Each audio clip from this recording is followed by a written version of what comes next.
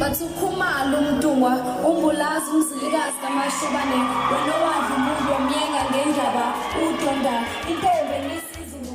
Kuzosetshenziswa inkundla yezokuxhumana ukuhlonza abaculi bakaMaskandi abazoba ingxenye ye-All White Picnic ehlelwa uKhuzani Ndlamlenze Mpungose ezoba se-People's Park eThekwini ngomhla ka-15 ku-Okthoba. Ngaza kwethu ake nginibingelele ngiphinde futhi nginamukele kule channel ehamba phambili into mina umfeza kuntuso ngakhumalo bathi ilaspo nama-comment mhlawumbe emva ukuthi usemusha la kanzi ucela ukuthi uqinisekise ukuthi uyasubscribe ungakhohlwa ukukhomenta nokulike kanjalo futhi nokushare okuyikhona okukhulu kunakho konke. Kuzosetshenziswa inkundla yezokuxhumana ukuhlonza abaculi bamaskandi abazobe ingxenye ye-All White Picnic ehlelwa uKhuzani Mpungose ezoba lapha ne-People's Park eThekwini ngomhla ka-15 Okthoba. Engxoxweni ekaKhuzana kuyaba nayo nelinye amaphephandaba ilanga lapha uthe ukuqinisekisa ukuthi umcimbi wakho ohlelekile uzoqasha abaculi abawu-10 bakaMaskandi abahamba phambili ngokulandelwa ku-Facebook. Uthe sebonke abaculi sekuhlangane nalunye uhlobo lomculo bazoba u-25 uhlelo lokuhlonza abaculi kusetshenziswa uFacebook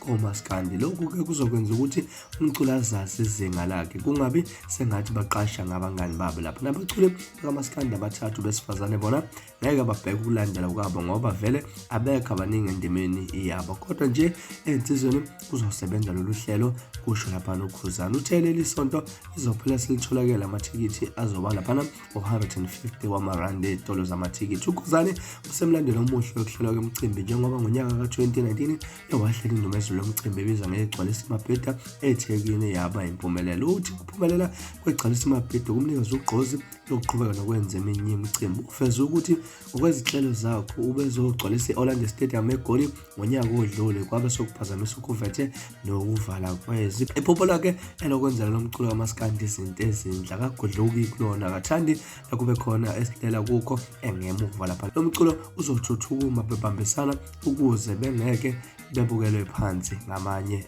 abantu lapha.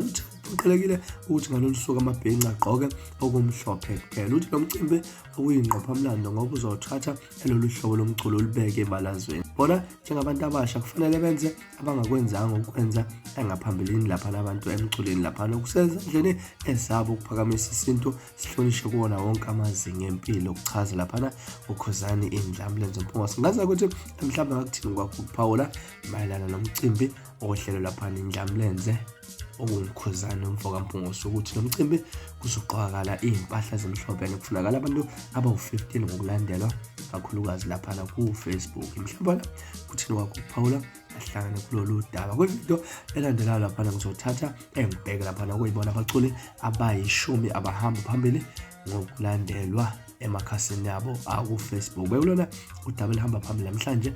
Ningakhohlwa ukusubscribe nokulike kanjalo futhi nokushare okuyikhona okukhulu kunakho konke. Nibe nomsuku omnandi, ngithanda kakhulu.